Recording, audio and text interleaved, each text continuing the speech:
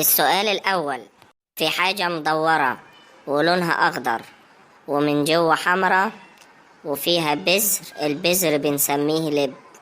يا سلام، هو ده سؤال الذكاء. في حاجة خضرا تفتحها تلاقيها حمرا وفيها بذر نسميه لب. هو ده سؤال الذكاء.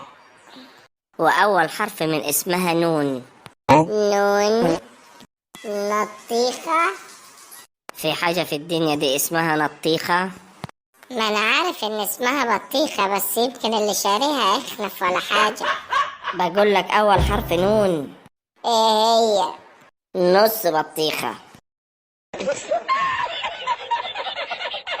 اوعاك يا ولدي يوم ما تقبل المرتب تعمل فيها نجيب سويرس، لأن بعدها بيومين هتبقى نجيب الريحاني، كمان يومين هتبقى نجيب منين يا ولدي؟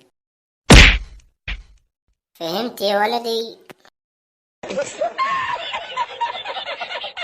أوه، ازيك يا دكتور؟ عامل ايه؟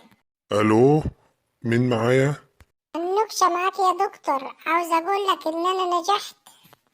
الف مبروك، وايه المطلوب مني؟ لا يا دكتور، بس انت كنت جايلي لو نجحت بتف على وشي.